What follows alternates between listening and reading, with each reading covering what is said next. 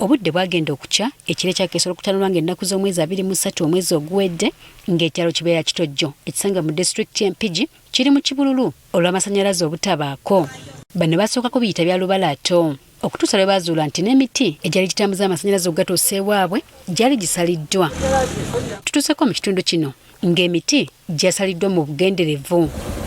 Abatuuze ku kyalo kino balumiriza nti omubaka waabwe Yusufu Nsibambi nti yakoze ekikolwa kino. Kasolo Nsibambi we yajja n'aggyako amasannyalaze, Kasolo Nsibambi then Kasolo Bugaya n'agazzaako. Wazaako amasannyalaze, Kasolo Nsibambi n'agenda n'agaggyirako ewuwe. Ne tusigala ab'ekyalo nga tulina amasannyalaze. Ffe ng'abamukusa Faamu bwe twali twetaaga amasannyalaze twakozesa ekitongole kya UEDCL ne kireetera amasannyalaze. Kyaleeta emiti gyakyo, ne kireeta waya zaakyo, ne kireeta ne mita zaakyo. Era amasannyalaze gaffe gali mita bulungi era tugasasula bulungi. Bagamba nti ekyalo kino emyaka 5 emabega kyali mu nzikiza okutuusa omubaka Nsibambi lwe yakisengako era n'abajuna okubawa amasannyalaze. Omubaka waffe bwe yatusenga ku kitundu n'aleeta transformer.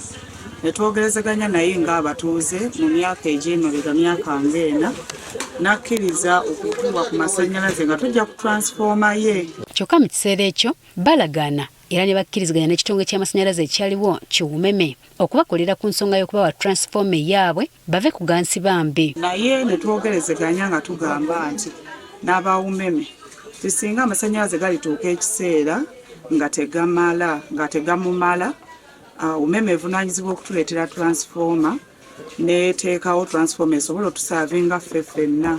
Batubulidde nti we bayogeddeko naye yabategeezeza nga amasannyalaze bwe gagenda amangi kale nga tegakyasobola kuwanirira mirimu gye ate n'okukozesebwa ab'ekyalo. Omubaka Yusufu Nsibambi yategeeza nti amasannyalaze yaleetaga kukola mirimu gye. Kakati gatuuka ekiseera nga tegakyamumala okukola mirimu gye.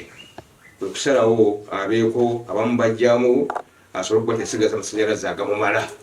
Nga yagamba nti waliwo omutuuze alabika mbu ayinza okuba ng'akozesa amasannyalaze mangi era ng'agamba omutuuze oyo singa aba avudde ku masannyalaze ago ajja kubeera nga asobola okuzzaako ekyalo. Kati bano balaze obweraliikirivu ku bwavu obuboolekedde olw'okuba nga tebakyasobola na kukola. Tukoseddwa nnyo kubanga sobeera na firiji zaffe zonna tezikyakola, bayita kamula obutunda, soda byonna. Balina n'obweraliikirivu nti obumenyi bw'amateeka bwandiyongera mu kitundu kyabwe olw'ekizikiza. Lukibululu tumukoye tutya n'ababbi tuyingirira kuba kati zino bizinesi era oli atunda nagamba waliwo enzikiza biki ate ng'ebitala bibadde bituyambako. John Bosco Muliika ssentebe w'ekyalo ky'Ebyeya Kitojjo agamba nti bamaze dda okugerezeganya n'ab'ekitongole ky'amasannyalaze ki UEDCL balabe engeri gye bayambibwamu. Banyonyola nti baye tebakiwulirangako.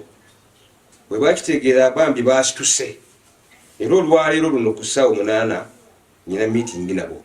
Bagenda kujja ku kyalo twongere okuttanya ku nsonga balabe embeera eriwo basobole okutuwa obuyambi obwetaagisa. Ate ye Martin Sejjemba ssentebe wa disitulikiti y'Empigi agamba nti UEDCL bwe baya kubawa transformer ebaweeyo esobola okumala ekyalo kyonna. Okubasaba okutufunira ku transformer ennene waleme kubaawo okwekwasa kw'amasannyalaze matono ekireetedde abatuuze abamu okuggyako abalala nga babalanga okulabika okuba nga bakozesa amasannyalaze mangi kuba amasannyalaze tugasasulira ate gagenda mu maaso. Ate ye omubaka Nsibambi bwe tumutuukiridde ku lukomo lw'essimu aganya okwogera ku nsonga eno.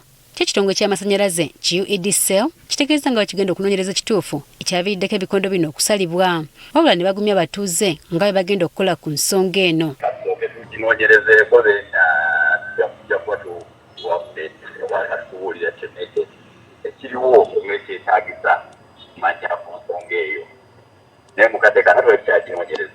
Kati abatuuze balinza ekitongole ky'amasannyalaze okubadduukirira bawone enzikiza.